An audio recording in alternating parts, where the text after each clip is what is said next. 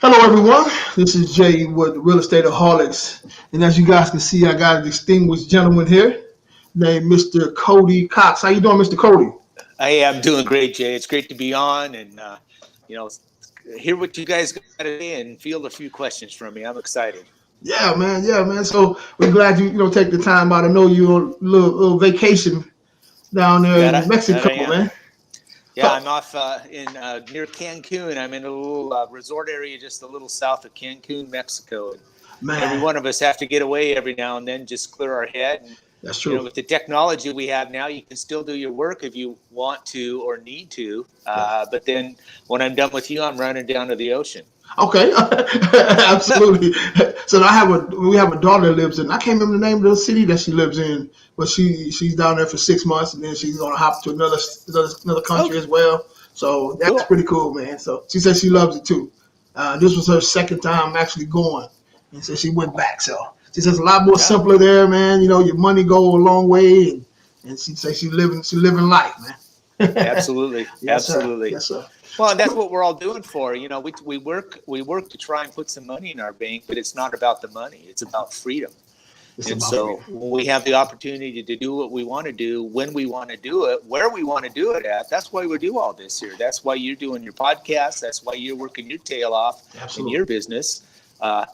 So we can do those kind of things and give to the charities that we want to do and, be beneficial in that factor. So there's a lot of things and thoughts that go into why we do this that aren't all for ourselves. It's for others and for, just enjoying this, this great earth, this world that we have. So that's what it's all about. Man, you said a mouthful, man. It's really not about the money, man. It's kind of what the money does for you, right? Right. It allows you the freedom it allows you to be able to enjoy, you know. So and I think that's probably one of my things, right? I don't really take the time out to detach from stuff, There well, you go. from the business. So, and looking at you sip on your coffee, man, in another country, still getting business done, man, doing interviews across countries right now, So this is pretty cool, pretty awesome.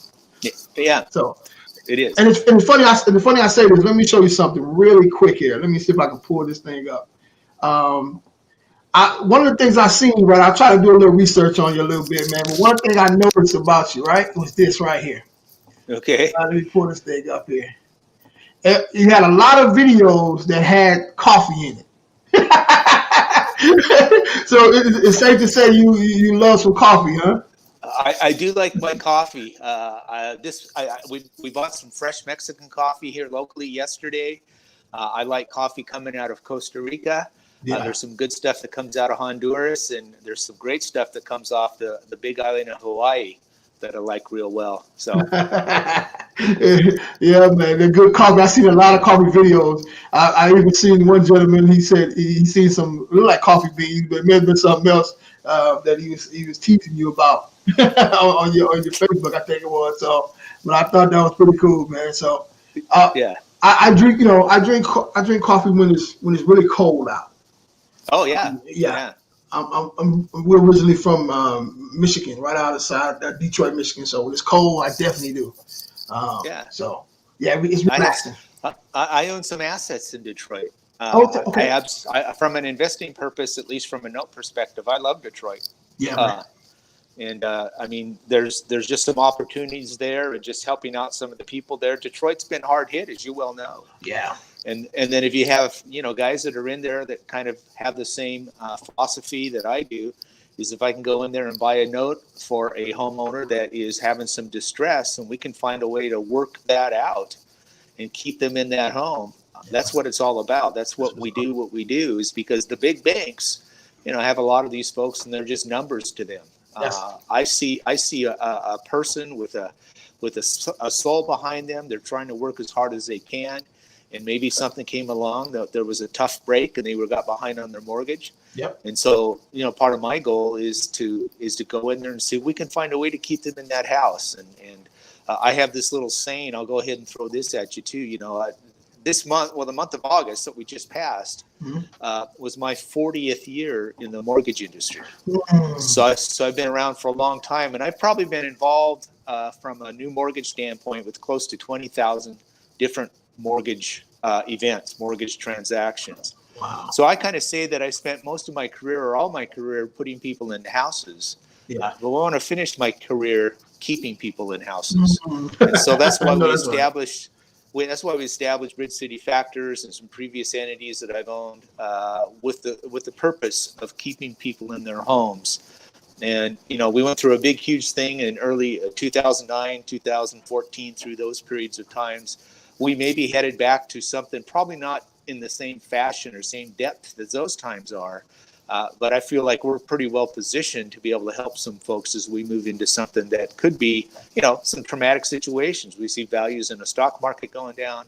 We're starting to see some values that are going down in some of the housing markets. If people continue to lose jobs, they're going to have some problems making their house payments. So we want to position ourselves that we can help those people out, keep them in the homes, and then provide some good returns for our investors. It's definitely a great time to do what you're doing. Yeah. As far as buying notes and things of that nature. Mm-hmm. What's interesting, I was a loan officer for many years as well. And I kind of got out of it once the market crashed, and I think 07, 08 or something like that. I got out of started it. right about Yeah, that. Yeah. I actually thought about getting back into it. But after kind of looking at some of the things you do, I think you have more fun, man. You have more fun than anybody else, man. So I might come over there where you at, man. So Yeah. yeah. And then Well, it's people. yeah, it is people. And one of the things that we talked about a little earlier about freedom is that of all the assets that I've purchased and sold during the course of my note career, I've never seen any one of those houses. So I don't have to worry about going out and talking to a seller and trying to submit an offer at a discount. I work basically as a B2B type business where I'm acquiring assets from hedge funds or banks or through some note brokers or things like that. So it's a business to business kind of activity, which I enjoy and like much better because there's a lot of emotions in dealing with a homeowner. It is, man. And so once I own the note, then I can turn my attention to working with that homeowner, trying to understand the situation, how they got there, what their future looks like, and see if we can come up with a solution that works on all sides. To keep them in the home. So not a lot of emotion. It's, you're dealing with banks as numbers. That's basically what it exactly. is. That's basically what it is. So, and I will say that the best thing about working with doing B2B, right, is that on what Thursday night or Friday morning or whatever the case is, you decide you want to take off 3 days. You don't have nobody calling you at night or in the afternoon and all that stuff, right? You can literally shut your business down and go live your life for 3 weeks, 3 days out the week, or whatever the case is, right? So as wholesalers, you have to be available when the seller is available to talk. And sometimes it's at lunchtime when you're trying to take a lunch. Sometimes it's at 6 o'clock when you're trying to shut it down. And you got to adjust accordingly. So I think your side of the real estate market, real estate is definitely attractive to me for sure. Yeah, for sure. I agree. So let's start here, man. I want to know a little bit about you, man. That kind of your upbringing. Where you originally from? Well, I grew up in a small little farming community in Northeast Oregon. If you've ever heard of Walla Walla, Washington, I was the first town inside Oregon, just a little bit to the south of that. And so I grew up, went through all the grade schools there, went all the high schools there. And then I went to the University of Oregon, who plays game day. Today's game day, as you guys know. And my school, Oregon, plays Georgia today, so we're starting off with a pretty big team. That's a good one. But that's where I went to school, and then I actually started working for a mortgage loan servicer in Walla Walla. So when you called the 800 number to talk to your mortgage company, I was the guy that answered the phone. Okay. And so a background in mortgages came on the servicing side of things. So you've seen all parts of this thing then. I have. I have. From the servicing to the note buy-in to broker. And underwriting and underwriting. So, I'm an old Fannie Mae underwriter too. So I knew all the tricks to get a loan approved through the Fannie Mae DU.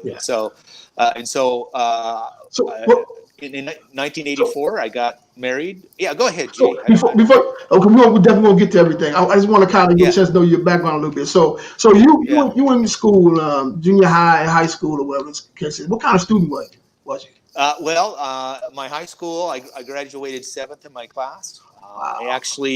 I actually scored the most money on the platform at graduation night as far as scholarships go. And so I was a pretty good student. I was the high school drum major and played in the marching band for 3 years. I was the point guard on the basketball team Oh, because man. I got the ball. I got the ball on every play. So, Yeah. So you was a point guard. You yeah. gotta dribble that basketball, man. You gotta dribble Yeah. that rock, we call it. And I played on the Oh, man. golf team as well. So I was pretty athletic. I was pretty musical, and I guess fairly good student. Wow. But the thing that's really funny about this, Jay, is I took the math classes, but it's not like it really interests me. Yeah. And here we are in this industry, this financial service industry, where a lot of what we do is some fairly basic math stuff. And so that's true. And so it's interesting how that happened. The software kind of does everything for you nowadays. So here's a little funny story. The little town I grew up in is a little town called Milton Freewater, Oregon. And at the time I grew up, it was considered the pea capital of the world. Mm. And what that meant was is that there were more fresh peas canned there than any other place in the world. Wow. So everything we did there growing up was around harvest time. And so that's, so we worked in the summers and gained a work ethic by working in the harvest and then going to school. And so it gets you into that kind of that cycle. And I had two really good parents that were very, very supportive. Mom and Dad came to every one of my games and watched so all that sort of stuff is all very supportive of you and instills in you, a little confidence that what you branch out on and move forward on, you've got that behind you. But I went to school. When I went to college, I wasn't going to do anything from a business aspect. I was kind of athletic, and I thought I'd get into sports medicine. But somewhere along the line, I started working for this little servicing company and learning the mortgage business. And then I got transferred, took a job in town, Portland, Oregon. I was the assistant to the chief head underwriter. So you put your gym shoes up to go sit at the desk, huh? yeah, it's not what I wanted to do. So and my hands are very reflective of pushing paper quite a bit. So my biggest danger is a paper cut. So that's what that was all about. And so I understood, I learned all aspects of what was going on in the mortgage industry from a servicing standpoint, from an underwriting standpoint. And the underwriting aspect of it allows me to do the due diligence on a file. Absolutely. When I'm looking at a file to make a determination if I want to purchase that loan for my fund, I have the background that tells me if this is a good loan to purchase or there's some holes in it that we can fix, or if it's something that's just ready to go right now and I'll wire some money to purchase that. So all these kind of things is really interesting because I don't get to talk about this very much. It's fun for me to hear my story again.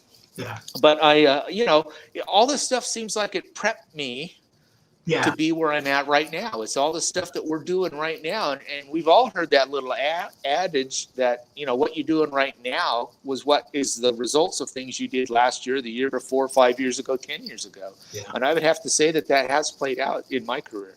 Man, that is huge, man. You kind of see how everything kind of fell into place all the way up to now. Yeah. And so you get a chance to see a deal truly from all angles.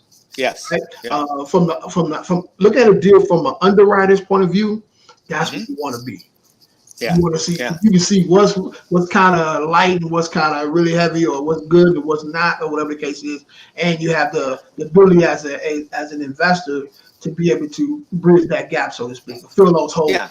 Right. Yeah. So that is huge, man. So you grew up, man, playing that basketball. That was my deal back in the day. I was never really that good though. so you become getting a servicing company and you kind of work your way up in that as well, right? Yep.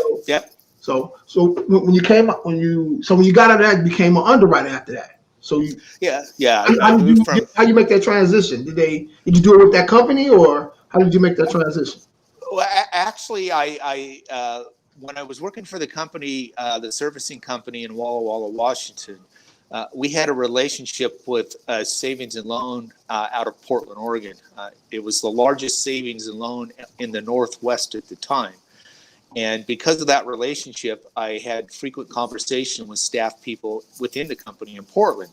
And I knew if I really wanted to, excel and have success in a career, it wasn't going to happen in that small little town of Walla Walla. So I drove down to Portland. It was about 3.5, 4 hours one way.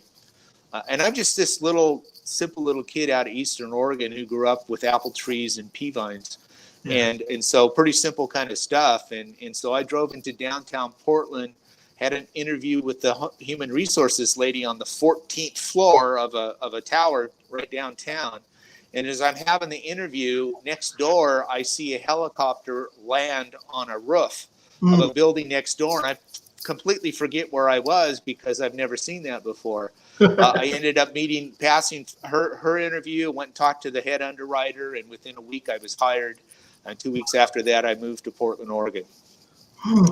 And so how big of a change was that? Like a culture shock? Oh, it was incredible, because all of a sudden there's more people in the building than there was in my hometown. Yeah. And so, so that's a pretty big change. Wow. That is interesting, man. I guess that kind of happened to me a little bit as well. Coming from a little small city like I came from, to come to Texas or Dallas to see these big skyscrapers and things of that nature, it was like, wow, man, all that's going on here, So yeah. I didn't understand that. I did. Yeah. So in that situation, one thing you didn't forget is your work ethic. That's right. Put your work ethic with you, which I would go so far to say that a lot of time when a person in a situation that come up the way that you come up, you probably work extra hard. First of all, trying to please them as well, right? To let them know you do belong here, Yeah. And at the same time that that just was in you, to work hard or whatever. Because so no reason why no way. The reason why you probably excel is because of those couple factors, and to see your parents working hard and things of that nature. Yeah, you can't lose in that situation, man. So just have a little awareness. I mean, situational awareness is a big deal, to know what's going on around you, to be able to absorb new information. And put it into practical use. Yeah. So let me ask you a quick. So when did you start looking at note buying? Well, that's an interesting thing. That's a great question. So one of the things I've done in my past is, as you probably are familiar, across the country, there are various real estate investor groups or RIA groups. And I actually somehow stumbled in to be the president of the board of directors for the investor group that's in Portland. So part of my job was to look for national speakers that would come into our group and present, their class, their program, whatever, to my group. And they typically would come in on a Thursday night and do a 90-minute presentation, and then very often have an all-day Saturday thing where they basically taught all day, and then tried to get you to buy their program, kind of step you up a little bit. And so I'd been doing this for about 2 years, and I kept getting called from a guy who was a note trainer. He was part of a larger group out of Texas. You guys might be familiar with who it might be.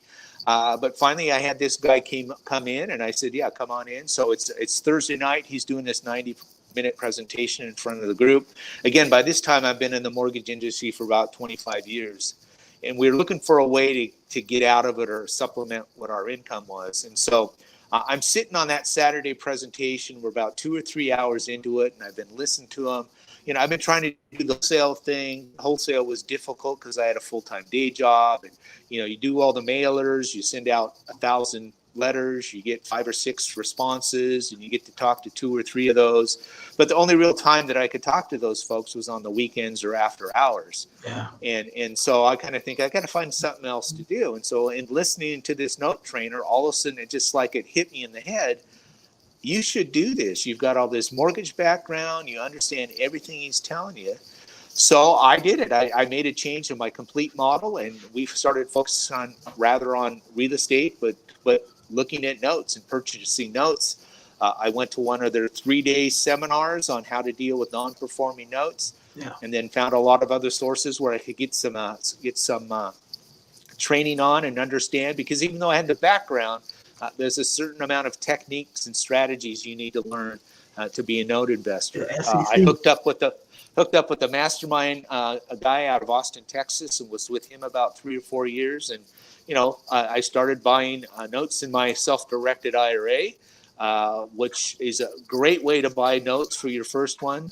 First several is just put some money, buy some money, and have that feed into your IRA.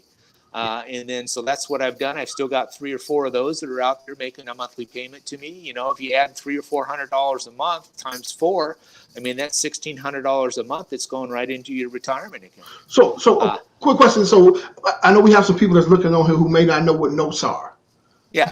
Can you break it down to the simplest form? What is a note? Okay, that's a great idea. So when you go out and purchase a home, there's 2 primary documents that the borrower signs. They sign the promissory note, which is the document where they promise to make payment on that loan that you've just took out. Now, there is, depending on the state, the second document is either a mortgage or a deed of trust. And the essential part of those 2 documents is that's where you are pledging the house as collateral for the repayment of that note. So you buy the note that says you're going to pay it, or you sign a note that says I'm going to make the loan payments. The mortgage or the deed of trust says that if I don't make mortgage payments, then you can come and take that loan, take the house back from me. And so, rather than be a landlord where you still own the house, what note buying is that mortgage and note that the borrower has signed, you are acquiring that. You are purchasing the paper that is secured by the house. And so if you've had a mortgage and that mortgage somehow suddenly transfers to another company, and you start making your payments at a different place, that's a good indication that your note was sold and purchased by another company who had the servicing of your loan transferred to some other servicing company. So banks do this all the time. All the time. Yeah, it's a standard, and the term for that is the secondary market. Yeah. The secondary market. So Fannie Mae and Freddie Mac are the primary note purchasers in the secondary market. Yeah. I'm kind of right now just maybe a step or 2 above the lower tier of that, because I try and buy from hedge funds or various high-level note brokers, or sometimes directly from the bank itself. Yeah. And so my goal is to try and get a better price and still get to that loan earlier before the borrower goes completely sideways, and then there is no way to solve their problem. Yeah, yeah. So normally, if you ever bought a mortgage before, they have you to sign the disclosure form saying that they're not going to service your loan. Yeah, that's right. Probably the next day, or sometime next day, or whatever the case is, they immediately sell it over to one of these big banks on the secondary market. Right. That's basically what it is. So your payments doesn't change. Anything, everything is still the same. They just they may have another 1,000 properties that goes into it, and they sell it as a bulk to the open market or whatever the case is. So that's basically it. So in Mr. Cody's situation, he buys it from someone else, right? So it's business to business in this situation. So, but now, from my understanding, so now when you purchase it, you go back to the original buyer and say, look, I could possibly keep you into this property. Let's work out something to reconstruct this whole deal to where you can stay on your property. You can make your money, they get their property back, and it's a win-win situation. Right. And that's the whole goal, is to make a win-win-win for everybody involved there. Because I can get down and work with that homeowner on a loan level basis, one-on-one with that homeowner. Yeah. Rather than be dumped into a whole tranche of loans that are indifferent to that owner, to that lender. And see, now we don't have to deal with a bank or whatever the case is and get their nonsense. We do it one-on-one, man-to-man, or homeowner to investor, or whatever the case in the situation. And in that situation, you tend to work out whatever the situation is. If it's something that can be worked out, right? Yeah, so, and it doesn't happen every time. I think for the most part, the workout ends up about 30 to 35% of the loans that you purchase that are non-performing, which I'd like to find a way to get that higher. Yeah. Oftentimes, the best solution for that homeowner is to submit a deed in lieu of foreclosure. Mm-hmm. And usually we give them a little bit of money, walk away money, or cash for keys, if you will, and help them get out of this property, this nightmare that they've been having for several years, a little bit of capital so they can go find a rental house or whatever to get them going, Moving and money. then just leave the disposition. Yeah, exactly. Yeah, and leave the disposition of this house to us. And then I have a network of subcontractors, and I have one specific concierge that I use that has access to people who come in and clean up the house. We'll do rehab, a number of different things that we can do to dispose of that house, get our capital back, and either pay our investors or reinvest in another asset. So it's a one big cycle, and there's a big strategy there that really is simplified in a lot of ways. I've got a network of attorneys across the country that can help me with the legal aspect of things. And the great thing about this thing, this is a virtual wholesaling business that you have. So you're not tied to no office. So in a sense, it's kind of like the cousin of a wholesaler. Like I'm a virtual wholesaler, and all through the state. So it's like a cousin of that. It's like that next level. So in some ways it is. The difference being, if I understand a wholesaler correctly, they never take title to the property. Sometimes they do, if they have to do a double close. But in our situation, we always take ownership of the note. So there's an actual document that's called an assignment of mortgage, where the prior owner assigns that over to us. There's another document that's called an endorsement or an allonge, which is a French word that basically means transfer, which gives us the ownership of the note. And so we actually take ownership of that. So if you were to go into the county recorder's office of a specific property, your name will you would see our company's name there as the owner of that note. Yeah, I mean, a lot of times you see that. I mean, you got some people who actually does that as wholesalers as well. They may do a double close or whatever the case is, or you may have a person who's putting together a deal and maybe they purchase this property, but they got to remain in it for a while. So it's I definitely understand exactly what you're saying. So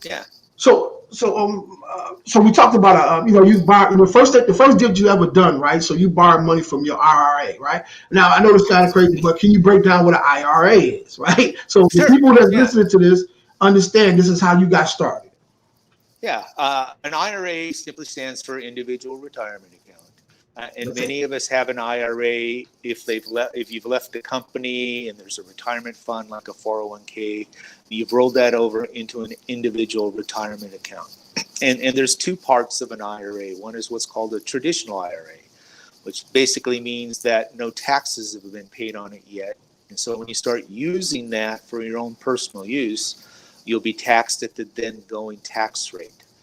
And then there's another type of IRA called a Roth IRA, where your money has already been taxed as you put that in there. So they tax it. The way I kind of describe it is it's already been taxed. So you've been taxed on the seed as you put it into the account, but you're not taxed on the crop, on the fruit of it all.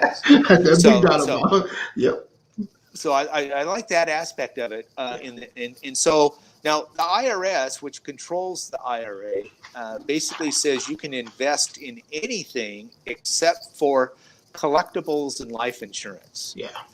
But in standard situations, everybody remembers an IRA to invest through their Fidelity account or their Ameritrade or Schwab account or something like that. And those are called custodians. And the custodians of your money only allow you to invest in things that they allow you to. And so if you have one of those, type of Ameritrade or Schwab account or whatever, they only allow you to invest in stocks and bonds, mutual funds, or ETFs. So when I talk about a self-directed IRA, I'm talking about those custodians that allow you to invest in alternative investment vehicles. And one of those things is real estate.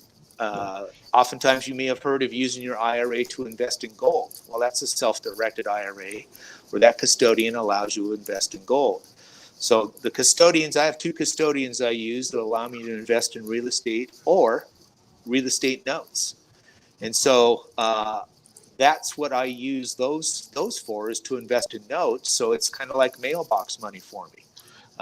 So it rather than the payment come to me, it goes right back into the IRA, which gives me an opportunity to find another vehicle to reinvest that money. So I've got money coming in at one level, and then I can reinvest it somewhere else, and maybe another return rate. So that's what, so an SDIRA, self-directed IRA, is typically associated with a custodian that allows you to invest in alternative investment vehicles. So hopefully you guys understand that, right? So these are your tax. This is post-tax. When you get pre-tax upfront at a lower dollar amount. So when you get a self-directed IRA, you invest into real estate. You make that money, it goes right back into this pile, right? It's tax-free, if I'm not mistaken, correct? It's tax-free if it's a Roth. You pay taxes when you withdraw it on a traditional IRA. And then there's people who will say, well, if you have a traditional, then you can convert it over to a Roth and pay a smaller amount of tax right now, with the understanding that as that grows, being in a Roth IRA, you won't have to pay taxes on it later on. So, you'd want to talk to a financial planner. You'd want to talk to an IRA custodian, and you can just search for self-directed IRA, and there's a lot of them that come up. So it's not just beneficial just to have an IRA. I mean, I guess it would be beneficial just to have one, but if you want to invest in notes or whatever, and in real estate, you gotta have a self-directed IRA. Yeah, that's a little different. I didn't know that part. Yeah. I'm glad you really broke that down for us. So, all right. So what kind of what type of notes do you buy? Is it residential? Is it or do you focus on whatever? What kind do you do? Well, since I've been in the mortgage industry for 40 years now, my expertise, if you will, is in what I call shelter-based properties. So I buy notes that are secured by 1 to 4 family houses. So, single family, duplexes. My preference is a single family that is owned by the original borrower on the loan. So an owner-occupied situation, because, they have more interest and emotional attachment to that property. Yeah. They're the ones that are more likely that if they do get in a financial distress situation, are willing to work out to stay in that house. With it, again, that's in my way of doing things. My model is the ultimate goal is to keep that homeowner in the house. So my target is single family, owner-occupied houses. And I like the ones that are what I call institutionally originated houses. And those are ones that are originally, when the loan was originated, they actually went and talked to a loan officer or a bank or a savings and loan or a credit union or a mortgage broker or something like that. They signed the documents, that promissory note and that deed of trust or mortgage that we talked about, that are kind of the standard Fannie Mae, Freddie Mac documents. And then they get sold into the secondary market. Those are my preference. Yeah. Now, there's a lot of conversation out there right now about purchasing owner finance loans. So if you own a house and you want to sell it to somebody, you'll actually carry the paper, you'll carry the financing, owner finance, seller finance, rather than have them go out and get a new loan. And so I'm not as high on those as I am the other ones, because there's a lack of standardization in those. So a seller finance loan in North Carolina would be different than a seller finance loan in Texas, which would be different than a seller finance loan in Michigan. Yeah. And so I like the standardization, because I'm in this mode right now to try and simplify everything. So as long as I can keep that all within a certain parameter, then I'm a lot more comfortable and I can do more, and then I have a little bit more freedom rather than trying to figure out what the heck they're doing here. So this right here, I kind of go a lot of matter of fact, last week, if I'm not mistaken, we actually kind of touched on that. As wholesalers, we kind of do different things. We don't just wholesale deals, but we also we may do owner finance on the property. So sometimes we may get a contract on a property where we're doing owner finance. So in that particular situation, so let's say if I got a property that's a really good deal, but I get it owner finance, you'll be willing to actually purchase that property? I would take a look at it. And the important part to me in any file, because you're actually purchasing a file, you're purchasing a handful of papers. And the important part to me would be to review that file, which in the industry we call a collateral file. And so I would look for certain pieces, certain standardization, and certain things that still make it that in the event that loan does go sideways, and in the event that I have to pursue a foreclosure, that I have a valid lien on that property that doesn't require me to do, too much work, too much attorney fees. Yeah. And so that's what I'm looking for is looking at that file. So if you did an owner finance file and you wanted to sell that note to me, I would dig in real deep into that file to find out if the terms of that purchase, of that owner finance that you put together are workable. So definitely it will be, of course it'll be in the contract for sure, and Right. and it will be paid off. So Right. for a finance deal, it has to be paid off. That I have done, it was paid 100% paid off. In a situation, no, I take that back because it's sometimes they may have a small mortgage note or whatever. They just want to fire it. Maybe somebody left it to them or whatever the case is. But of course, we have to do some different things with a trust. But yeah, just bring the whole file. That you read the whole file, and then you make the decision at that point in time. So we definitely need to talk a little bit about that as well, because I have quite a few people, man, who may be interested in doing something like that. So. Yeah, and I have one right now that we're trying to close. Hopefully, we'll close it next week, which was an owner finance deal. And oftentimes, we have a rehabber, somebody who's going to buy the house, fix it up, and resell it. Yeah. And so when it's a house that they bought, this is kind of a case study, if you will, Jay. They bought a house and borrowed money to fix it up. And so that lender put a lien on the house. And then they fixed it up and sold that property to a homeowner who was in the house. And they produced a set of documents, a note and a deed of trust. And so they wrapped that around the initial loan. Okay. So that initial loan where the rehabber borrowed to fix up the house still shows affecting title to the property. And so if I end up buying this wrap loan in its present condition, then I'm in second place. So if the borrower quits making payments, there's still another mortgage I would have to pay off. Okay. And so next week we're having a big discussion. Well, and the other part of it is this, and this rehabber I think is a great rehabber. I think he does an awesome job on his houses. But he was not really prepared and didn't really have a file ready for me to review. We just talked about reviewing that collateral file.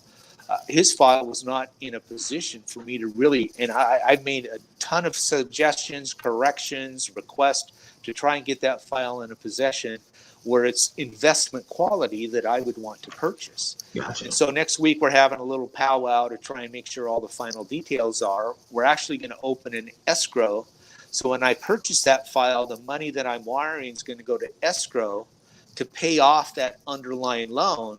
So my mortgage now is in first place without that underlying loan affecting title. Yeah. So that's kind of a little bit more complicated, and so it's just kind of an interesting thing that you see when you spend some time doing these kind of things. That there's still a loan affecting title, so the loan I'm trying to buy needs to be in first place. So we're finding a solution on that. So not only do I work with finding solutions with the homeowner to stay in the house, I also work with sellers oftentimes to find a solution so they have a saleable loan.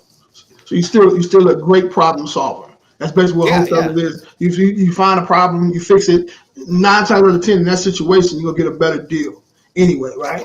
So, and that's exactly what you do, Jay. Is you're out there working on wholesaling. Yeah. You're finding those problems and being a problem solver to help that homeowner. They need to sell the house and have some walking money, and so you're a problem solver too. Absolutely. And so that's one of the things that is I appreciate in working with you and talking with you is that we're in this to solve other people's problems. Absolutely. And we get rewarded for that. Absolutely. And rightfully so. Right? Yeah. So, Oh yeah. So let me ask you a question. So here's a good question for you. Do you buy non-performing notes? That's what I'm supposed to say. Not no, but non-performing notes. I do. There's 3 notes that I buy. One of them is the non-performing notes. Those are attractive because when you purchase those notes, you can get them generally at a pretty good discount to face value, which allows you to increase your profit potential. Okay. Break that down to what is a non-performing note? Non-performing note is when that homeowner is no longer making payments, and they may not be making payments for an extended period of time. So the note itself is not performing per the original agreements. So they might be up for getting foreclosed on. They may be in a situation. Yeah, that could be part of it. Yeah. Now, okay, I got a question for you. So You not only buy those in Texas, but you also buy those in other states as well.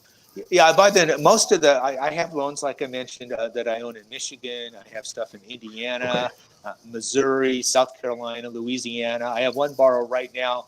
You may have heard of what's going on in Jackson, Mississippi. I have a homeowner that's in Jackson that we're going to reach out to them on Monday to find out, if they're doing okay, just kind of a well check, if you will, to make sure that they're doing okay and if there's anything we need to help them. But yeah, I've got stuff all over the country Okay. in that regards.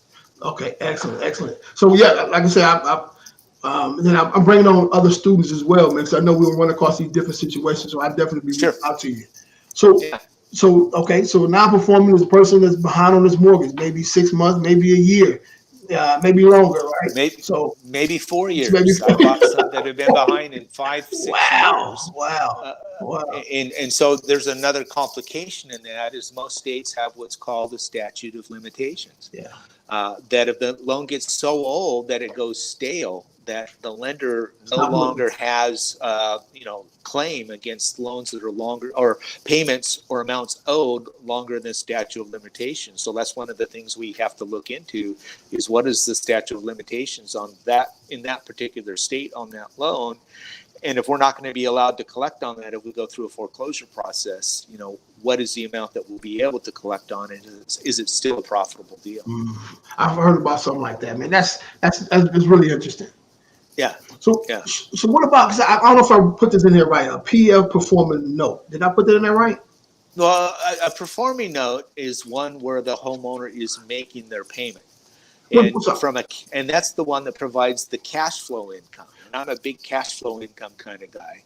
And in the fund that we have just closed and still, making payments or receiving payments and paying our investors, it's predominantly performing notes. So when a homeowner makes their house payment, sends it in, and they do that month after month after month, then that's what's considered a performing note.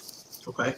And is another one? Is it the R? The R performing note? There's another one called, yeah, you've got it right there. A reperforming note is one that may at one point in time had been non-performing, but you were able to work out with that homeowner a solution to keep them in the house.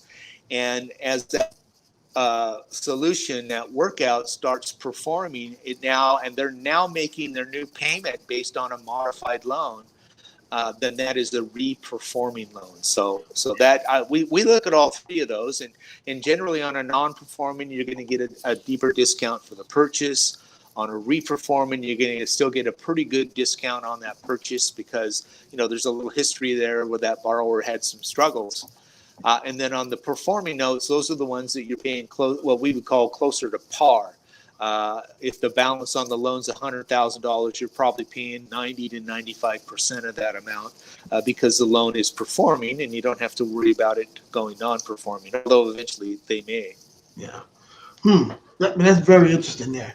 So what is your exit strategy? Is it long term?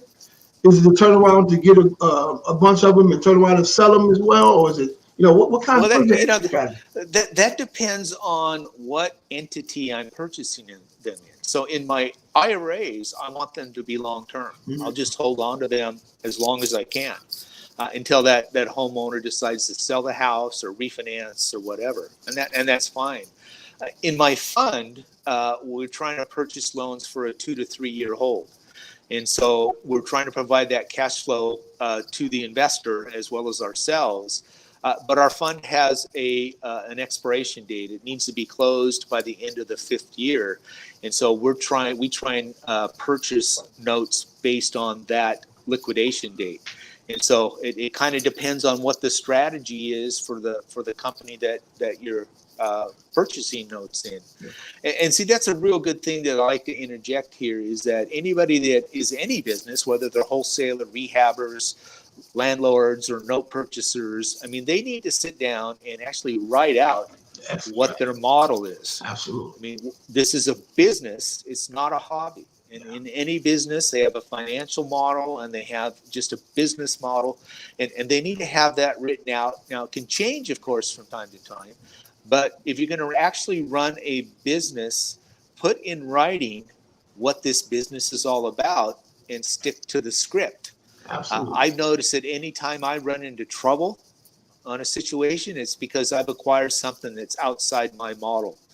And so that would be one thing I hope that whoever else might be listening here, that they write down and take note of, is that I need to sit down to balance of this afternoon, put the Oregon Duck Georgia game on TV on ABC and write out my model of the business that I'm doing right now. Very important. Very important. Yeah. So Yeah.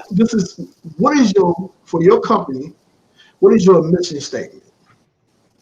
Well, my mission statement has to do in part with keeping homeowners in their houses. I mean, that's a whole part of it. So we're trying to provide, and I don't know if I really can remember exactly, because we're trying to do two things. We're trying to work with homeowners and we're trying to work with investors.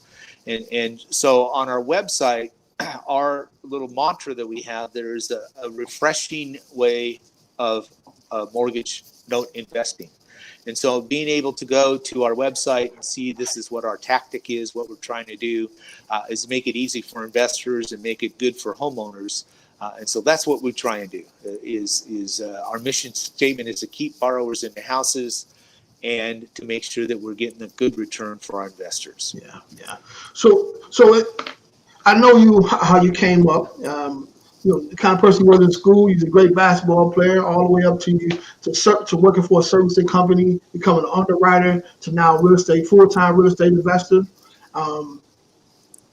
What's next for you? Well, I still have a full-time day job. Okay, gotcha. Okay. Yeah. And so the state of Oregon is one of those unique states that offers a veterans home loan program outside of the federal VA program. Texas is another one of those states. You've heard of the Texas Veterans Program. Yeah. If you're in California, the CalVet, California Veterans Program. Well, I'm the senior executive that runs Oregon Veteran, or ORVET. And so I run for the state of Oregon a home loan program, origination and servicing, to put veterans in the houses and work with them to keep them in the houses. I'm getting to the point, Jay, where it's time for me to step away from that position. Now, I don't know if it's next week, next month, next year. Could be Monday. I'm just kidding there, of course. But as I move away from that position, I'm not the type of person that can just sit back on a veranda in Cancun, Mexico.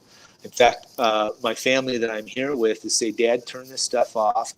My brother's here and his wife, they keep saying, put this stuff away. Well, it's hard for me to do that. And so my son, who is part of our Bridge City Factors company, we are planning our second note fund.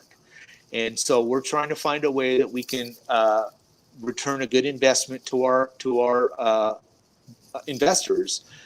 But actually purchase loans in the $5 to $7 to $10 million block, and just have a margin. That's not a margin call, but a capital call with our investors. Have them all set up and ready that within 10 days of a call, we can fund $5, $7, or $1 million in a note application, a note fund, and just deal with that particular what I call a tranche or pool, all at one particular time. And so that's what's next for us, is developing that fund, developing the strategy so investors get paid, develop a higher level of sources, at the higher level of hedge funds or banks or whatever, and be able to purchase in a larger quantity.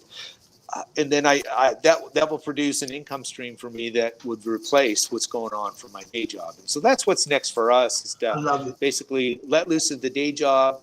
In fact, one of the things I'm kicking around a little bit, Jay, is starting my own podcast, because come on over here, man. Come on over here. Yeah. Man. We got a spot for you, brother. Well, I appreciate that very much. But one of the things is as I'm doing all the planning and studying and getting ready for what people would commonly call retirement, a podcast that's going to deal with what, we're also what I call a solopreneur. We're the kind of folks that want to run our own business. Absolutely. We don't want an enterprise business where I own desks and computers and telephones and have staff. We'd rather have vendors that we work with and let them deal with their overhead. Absolutely. And so from a solopreneur perspective, I want to take it one more step, and that's called a retirepreneur.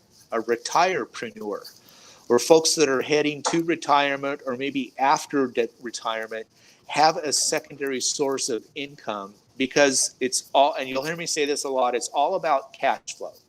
And so if we find a way to develop some sort of little business, a side gig or side hustle, whatever you want to call it, that produces some income for us, some side income, when we take that step into no longer getting up in the morning and going to a day job, have we developed a side hustle that we can lead into a higher level of income, ramp it up, keep it at the solopreneur level, and just expand that to provide you with the cash flow that you may be missing from your day job. So that's kind of what I want to do as well from a personal standpoint. That should be the goal for everybody to get to that position. Yeah, do just what you're talking about, man. I don't think there's anybody out there that's approaching that subject. There's a lot of folks that have note podcasts, and I know all the guys and gals, and they're all great, and they do a good service. You know, there's a lot of other, as far as mindset goes, I think mindset's an important part of what you're going to do, especially as you head into retirement. But I don't think there's anybody out there that really focuses on, you know, leading up to retirement and finding a way to keep or develop a cash flow side gig that will flow into a primary gig once you leave the day job. So that's kind of what I want to try and fill that void. That is truly a void. That is truly a void, man. I think everybody should be, looking at something they can do when they get older before retirement. Mm-hmm. You do that smooth transition instead of having to dip, but that smooth transition. So I salute you on that. If any questions you have for me, man, when it comes to podcast, if I can help, I definitely will. So definitely don't hesitate to reach out to me as well. So one more question here. What's your best and worst deal? Well, my best deal was actually happened in Detroit. I had acquired 3 or 4 notes from, I think it was U.S. Bank. Yep. And this particular was a non-performing note in a nice part of Detroit. It was on a street called Abington. And the lady that lived in the house, a single lady, a little bit elderly, and she had some troubles in the past on her note, and her loan got charged off by the lender. Now, in her mind, being charged off means that they forgave her loan, that she didn't have a loan anymore, and she owned the house free and clear. And so I spent about a month and a half showing this lady that charged off means that the bank is simply not going to try and collect on it anymore. It is a valid lien, still shows on your credit report, but they've charged it off because they gave up their collection efforts.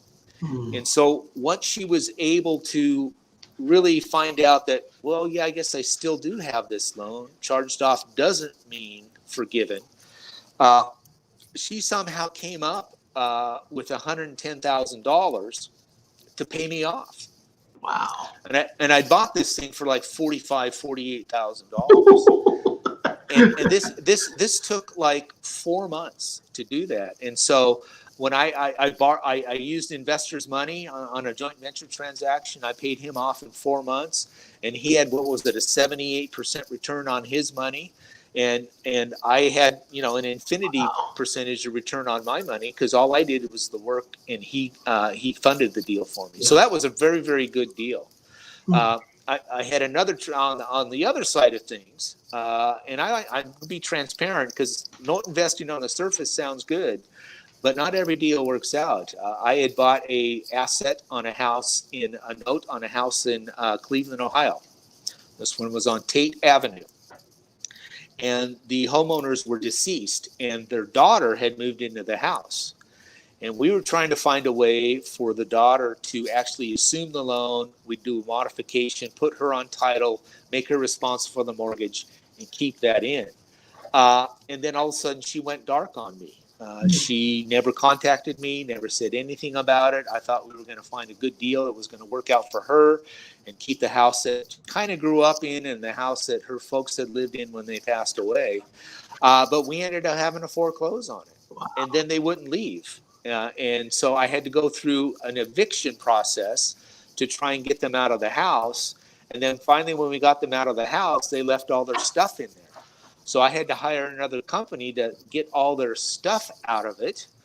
And then we finally were able to sell it to a local rehabber. But we ended up losing. I ended up personally losing about $20,000 on that transaction. Wow. But my investor, we were able to recover and make sure that the investor was made whole. They didn't lose a penny. But that's happens every now and then. Yep. There's all sorts of legal activities on these non-performing things that, you've got to make sure up front when you're calculating your purchase, that you're actually your bid, if you will, that you're actually going to be able to go through all the legal transaction and still, exit the property with a certain profit. So those are the two deals. One was just tremendous, and the other one was just awful.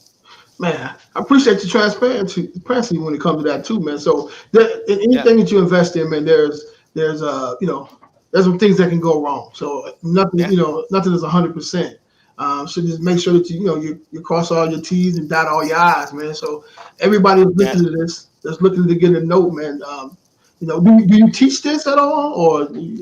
Well, I'm more like I'm thinking about doing some sort of mentorship program. I don't, I'll do some free things like this because I like you, Jay.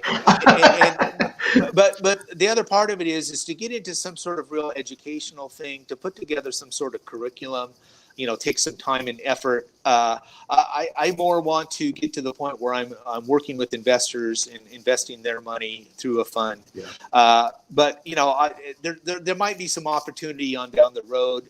In order to be fair to anybody that would want to have me talk to them or mentor them, I want to make sure that I give them some value. And so with a full-time day job right now at the level that it is, I don't really have the opportunity to do it.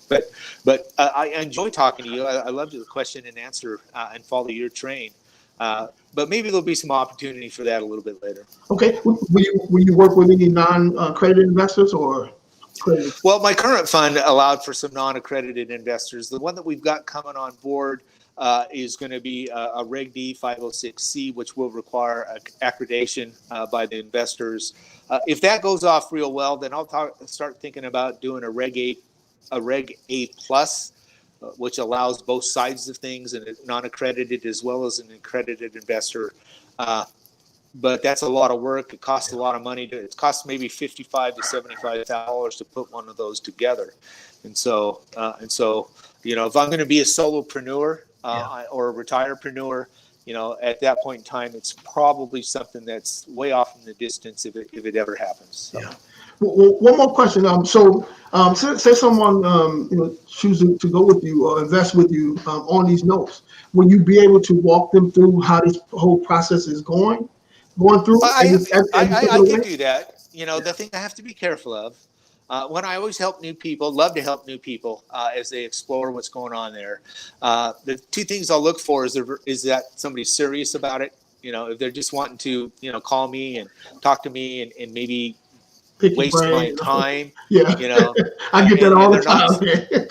And they're not serious about it, then that's something I won't want to do. And so, again, one of the things that I have to consider, Jay, is that for me to take somebody on like that, the greater value is are they willing to pay for it, and are they serious about it? So those are two things I'd want to talk about, but then I have to give back as well and be prepared for them. But, walking through a transaction on something like that, I mean, that could be like a one-time thing. And so that, that might create another opportunity. Yeah. I know as far as the returns and stuff like that, that kind of varies or whatever the case is. So just on an average tip, what kind of returns are we think we're talking about as far as the note is concerned? I'll throw a bunch of numbers out. On the performing notes, in the current fund that we have, we're paying a preferred rate of 8% back to the investor. We have a management fee of 2% in there, so we targeted 12 to 15% return on our performing notes. Gotcha. If it's a reperforming note, you can oftentimes target a 17 to 20% annualized return. And if it's a non-performing note, you can target 25 to higher percent returns on that. Wow. So those are kind of the returns that we're looking for. Man, listen, man, the bank is not giving that kind of returns out. Well, Less than not 1%. even in the current interest rate environment. As the Yeah, feds are increasing the rates by 100 basis points or 50 basis points, whatever, it yeah. still hasn't hit your savings account yet. So somebody's making that spread. That's true. That's So so so true. you're right. But listen, I knew when we get you on this call, man, I was gonna learn a lot, man. And like I say, the way you carry yourself on these social media accounts, man, is always upstanding guy, man. I like it. Thank I you. like kind of your humor and everything, man. So I love your beard, man. The bald head, man. And salute to you, brother. Salute to you. Well, women go crazy for a sharp dressed man. That's true. That's so true. That's so true, man. So, anything you want to let everybody know before we get out of here? Well, I think one of the things to remember is there is a huge difference between note investing and investing in real estate. So always do your homework ahead of time. There's plenty of YouTube videos out there that you can pull a little bit here, pull a little bit there. So before you pull the trigger on one, understand it's your capital that's at risk, and understand that there's a lot of things can go a lot of different ways. So this, as with all of these kind of adventures, adventures probably the right word. Education is an important part of it. So watch the podcasts, listen to the podcasts, watch the YouTube videos, and then find yourself a resource that you can bounce stuff off with. And so that's the main thing: is prepare yourself. And then again, on the business model, I can't emphasize enough, have a written business model that you follow, because it's like a train on the tracks. If you have the tracks and you've got a train going down it, you're going to stay on track. But if that track, is a little bit wiggly or wavy, you could derail very, very quickly. And there's a lot of money on both sides when you're dealing with notes. So prep yourself as best you can. Absolutely, man. Listen, again, Cody, man, great job on Thanks. questions, Thanks, my man, friend. answers, man. You're right on point, man. So, and hopefully Appreciate it. we can do some business together, man, and tell your family appreciate them for loaning us to you for a good hour, man. Really appreciate Yeah. it. I Get back to certainly your will. vacation. And I'm looking forward to hooking up with you sometime and just having Absolutely, a nice dinner. So I'm man. looking for that more than anything else. Me too, man. Hey, All thank you right. very much. You're And welcome. hey, go. You say what's your team again? The Chicago's team. Oh, I'm an Oregon Duck. Go Oh, the Duck. Ducks. Okay, so Yeah. I'm a Mr. Wolverine guy, man. So, Yeah. All so right. hey, I Very appreciate good. it. You have a All good right. one, Thanks, man. gentlemen. Go Appreciate you. Ducks. God bless you all. Same to you, brother. Thank you. All right. All All right. right. Bye bye.